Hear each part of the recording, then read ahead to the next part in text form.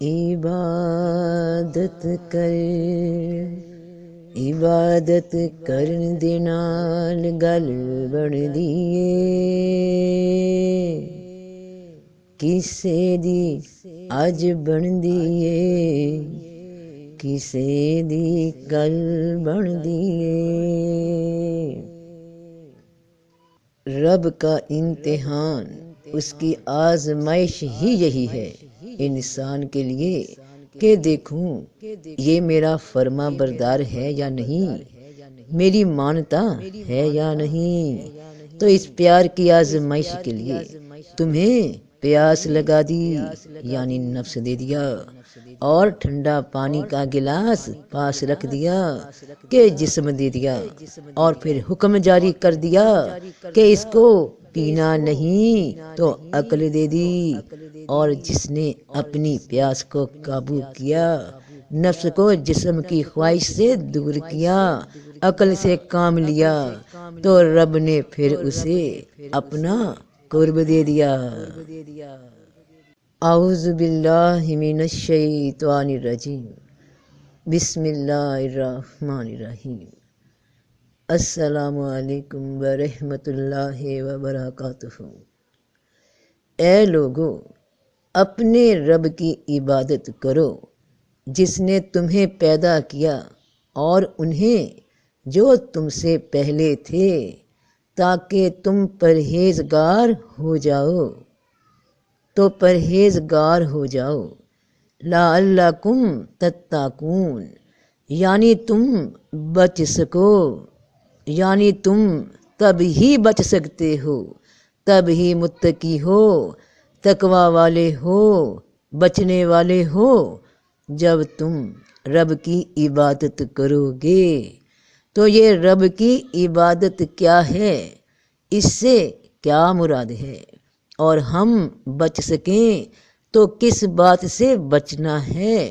تو رب پاک فرماتے ہیں کہ اس آگ سے بچو جس کا ایندھن انسان اور پتھر ہیں، جو کافروں کے لیے تیار کی گئی ہے۔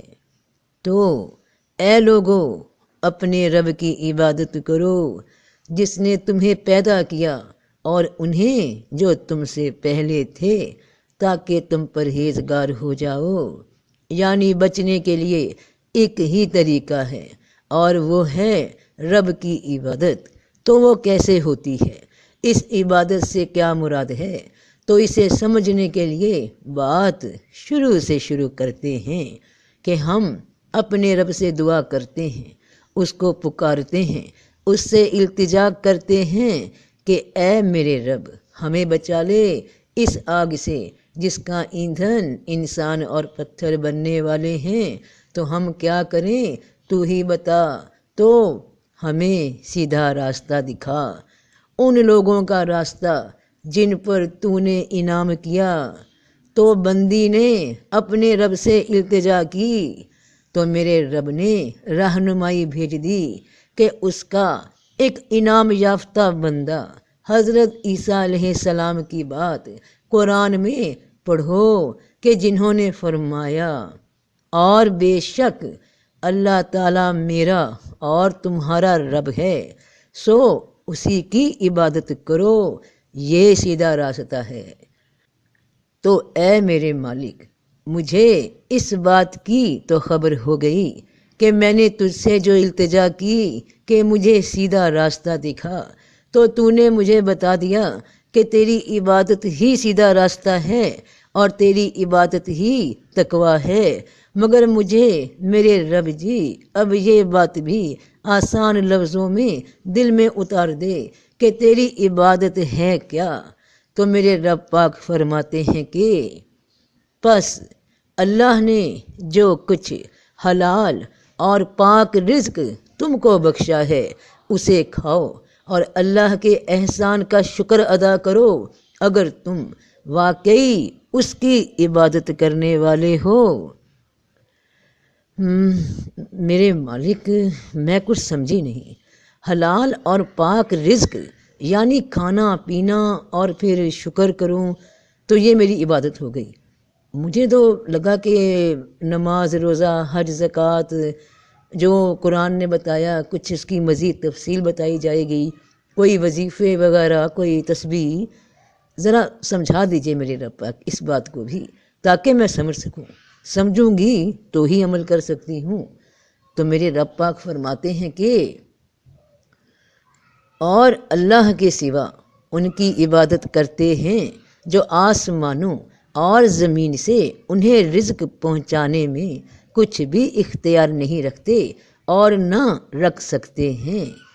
یعنی آسمان کا رزق روح کی خوراک ہے، شعور کی خوراک ہے، علم کی خوراک ہے، اور زمین کا رزق جسم کی خوراک ہے، اور حلال اور پاک رزق جو تم کو بخشا اس میں سے کھانا، کیونکہ حلال اور حرام دونوں ہی رب کی جانب سے آزمائش ہیں تمہاری، کہ تم کون سے رزق کا انتخاب کرتے ہو۔ کہ اور ہم نے آدم کی اولاد کو عزت دی ہے اور خشکی اور دریا میں اسے سوار کیا، اور ہم نے انہیں ستھری چیزوں سے رزق دیا اور اپنی بہت سی مخلوقات پر انہیں فضیلت عطا کی۔ خشکی یعنی زمین، یعنی اس کا جسم، اس پہ اسے ملکیت دی، اور دریا یعنی علم یعنی شعور، اس پہ اسے ملکیت دی۔ تو فرمایا اے ابلیس، تمہیں اس کے سامنے سجدہ کرنے سے کس نے منع کیا جسے میں نے اپنے دونوں ہاتھوں سے بنایا؟ کیا تو نے تکبر کیا یا تو بڑوں میں سے تھا؟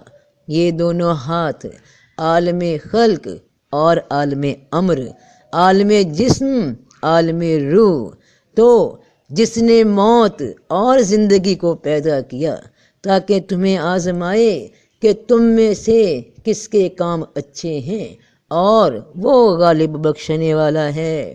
زندگی سے مراد وہ تمام کام جو رب کی فرما برداری کے ہیں، موت سے مراد وہ تمام کام جو رب کی نافرمانی کے ہیں۔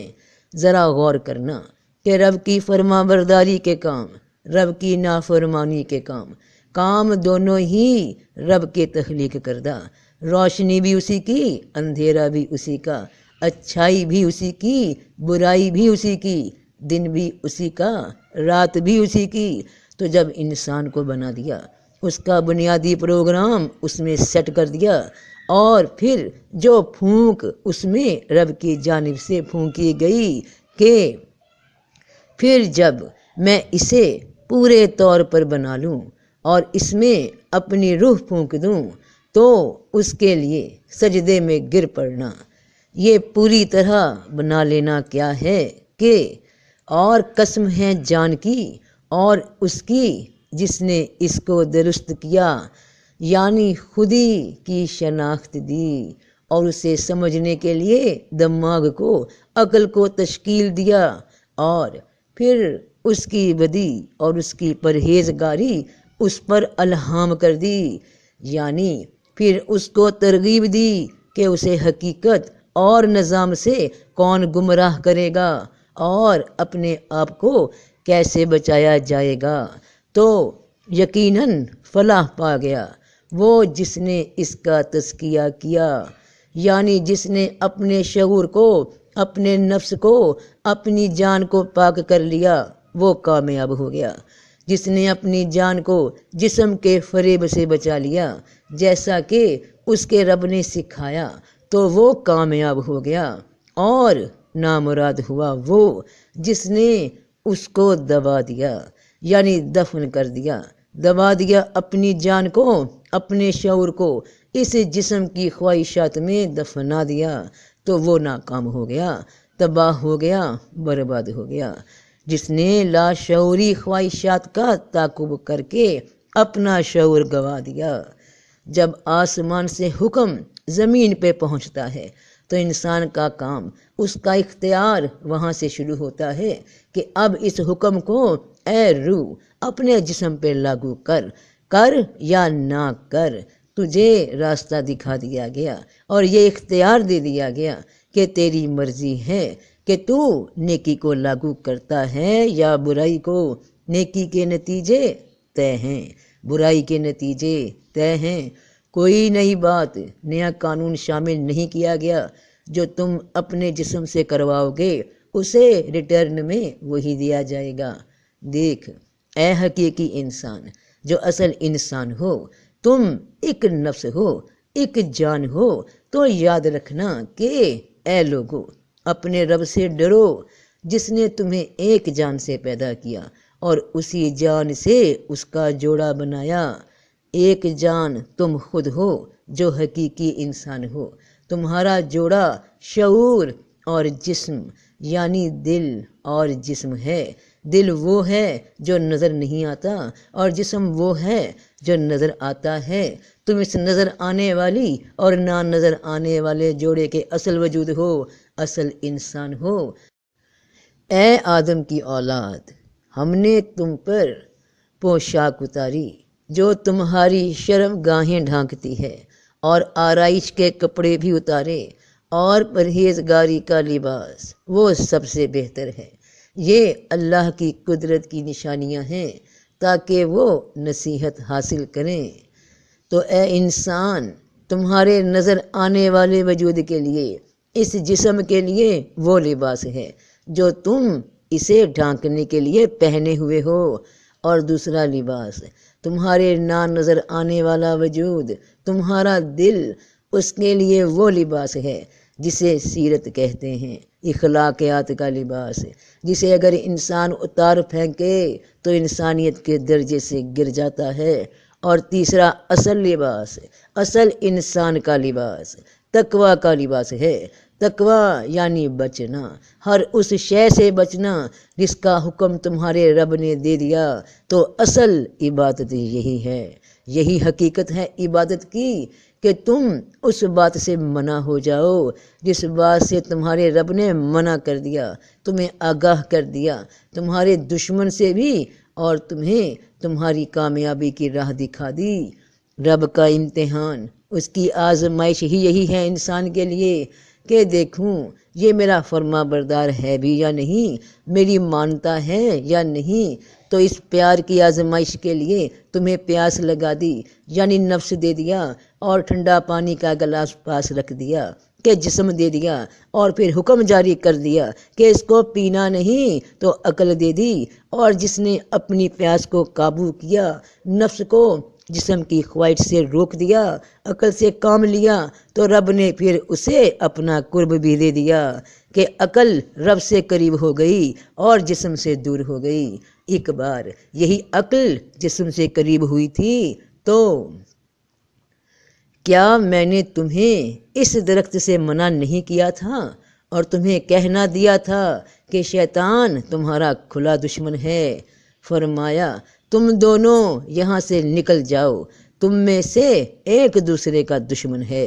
پھر اگر تمہیں میری طرف سے ہدایت پہنچے، پھر جو میری ہدایت پر چلے گا تو گمراہ نہیں ہوگا اور نہ تکلیف اٹھائے گا، اور جو میرے ذکر سے منہ پھیرے گا تو اس کی زندگی بھی تنگ ہوگی، اور اسے قیامت کے دن اندھا کر کے اٹھائیں گے۔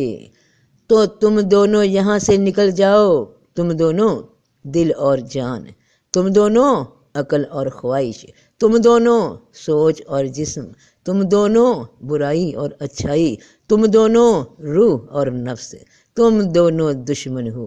جن نظر نہیں آتے، انسان نظر آتے ہیں، اور حقیقی انسان نظر بھی آتا ہے اور نظر نہیں بھی آتا۔ اور ہم نے کہا اے آدم، تم اور تمہاری بیوی جنت میں جا کر رہو، اور اس میں جو چاہو اور جہاں سے چاہو کھاؤ، اور اس درخت کے نزدیک نہ جاؤ، پھر ظالموں میں سے ہو جاؤ گے۔ جنت میں رہنا اللہ کی رضا میں رہنا ہے، تسلیم و رضا تو دل سکون میں رہتا ہے، اور دوزخ نام ہے اللہ کی ناراضگی کا، یعنی جسم کی رضا میں رہنے کا۔ جنت میں رہنا اللہ کی رضا میں رہنا، اور دوزخ میں رہنا جسم کی رضا میں رہنا ہے۔ اور انہیں ان کے رب نے پکارا، کیا میں نے تمہیں اس درخت سے منع نہیں کیا تھا اور تمہیں کہنا دیا تھا کہ شیطان تمہارا کھلا دشمن ہے؟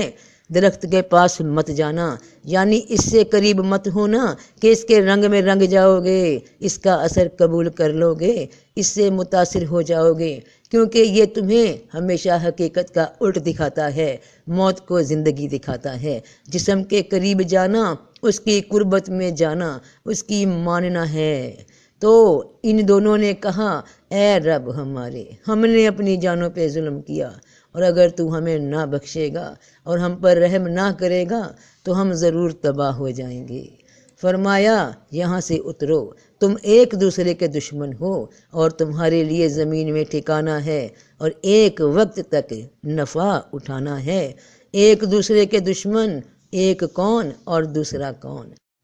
ایک تم جو حقیقی انسان ہو، دوسرا تمہارا جسم، ایک عقل دوجا جسم، یعنی سوچ، غور، عقل، شعور کا دشمن کون؟ اس کا مادی وجود، اسی کا اپنا وجود، یعنی سوچ نے لباس کا انتخاب کیا جنت میں، اس لباس میں اتر گئی۔ کیوں؟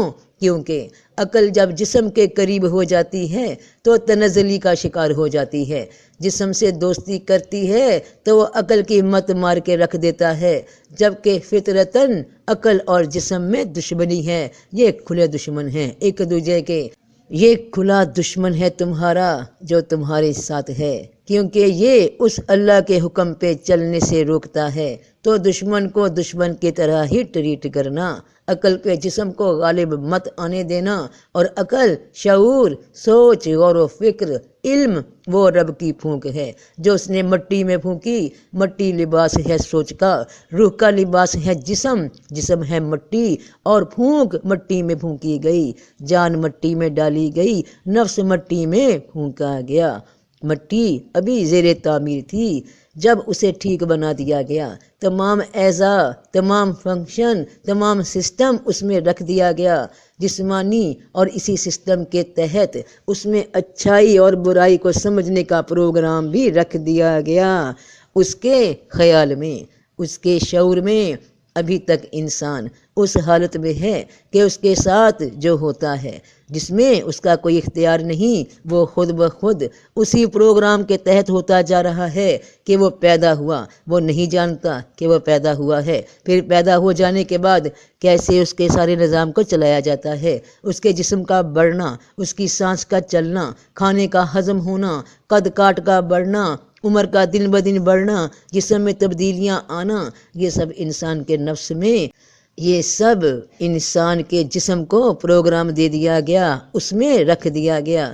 اس کے لیے انسان خود کوئی محنت نہیں کرتا اور نہ ہی کچھ کر سکتا ہے کہ اپنی مرضی سے اپنے جسم میں کوئی تبدیلی لا سکے، نئے نقش بدل دے یا اپنی عمر کو روک دے۔ یہ سب فنکشن اس میں رکھ دیا گیا ہے کہ ان قریب ہم ان کو اپنی نشانیاں آفاق میں بھی دکھائیں گے اور ان کے اپنے نفس میں بھی، یہاں تک کہ ان پر یہ بات کھل جائے گی کہ یہ قرآن واقعی برحق ہے۔ کیا ان کے رب کی یہ بات کافی نہیں کہ وہ ہر چیز کو دیکھ رہا ہے؟ تو یہ جسم کی نشانیاں، جان کی نشانیاں، نفس کی نشانیاں اور آفاق کی نشانیاں، تمہارا شعور، وہ علم جو تمہیں اللہ سے عطا ہوتا ہے، جو تمہیں مشاہدہ کرواتا ہے، جو تمہاری آنکھیں کھولتا ہے۔ یہاں تک تو بات معلوم ہو گئی کہ یہ سارا نظام کائنات اور انسان اللہ پاک کے اس پروگرام، اس فنکشن کے مطابق ہی چل رہے ہیں جو اس نے ہر جان میں ودیت کر دیا۔ کائنات بھی زندہ ہے، کائنات کا نفس، کائنات کی جان ہر روز اس پہ دن اور رات کا آنا جانا پروگرام کے مطابق، سورج نکلتا ہے، چاند آتا ہے، دن ایک ایک کر کے، ایک ایک جز کر کے زمانے جڑتے جاتے ہیں، وقت کا ایک ایک پل جڑ کر تاریخ بنتا جاتا ہے، ہر شے چل رہی ہے اس حاکم کے حکم سے۔ اب تمام کائنات، تمام مخلوقات، ان سب کے اپنے اپنے قواعد دے دیے گئے، اپنے اپنے فرائض سمجھا دیے گئے، ان میں فیڈ کر دیے گئے، چلتے جا رہے ہیں اسی کے مطابق۔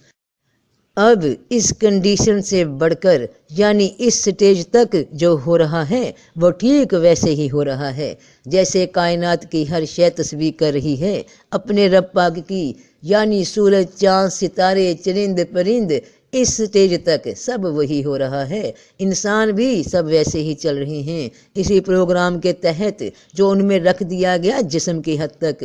ان کو تبدیل کر دینے پہ کسی کا زور نہیں، سب محتاج اسی مالک کے جس نے جیسا بنایا، سب اسی حکم کے حصار میں تیر رہے ہیں، کوئی ادھر سے ادھر نہیں ہو سکتا اس گردش کے دائرے سے کہ تو تم اللہ کے طریقے میں ہرگز کوئی تبدیلی نہ پاؤ گے، اور تم کبھی نہ دیکھو گے کہ اللہ کی سنت کو اس کے مقرر راستے سے کوئی طاقت پھیر سکتی ہے۔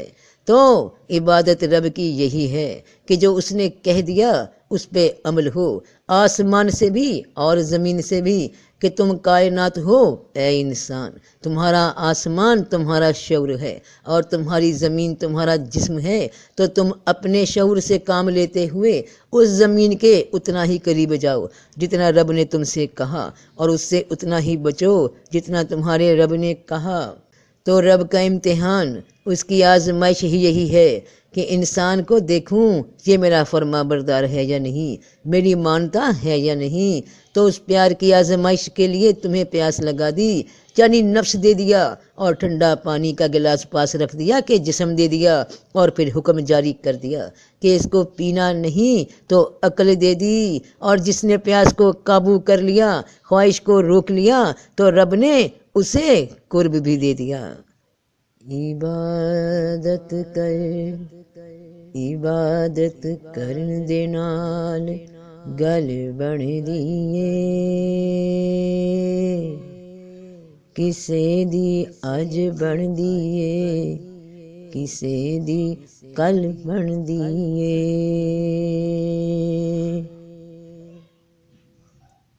تو سب کا بھلا، سب کی خیر، جیتے رہو بہن بھائیوں بیٹے بیٹیوں، فی امان اللہ۔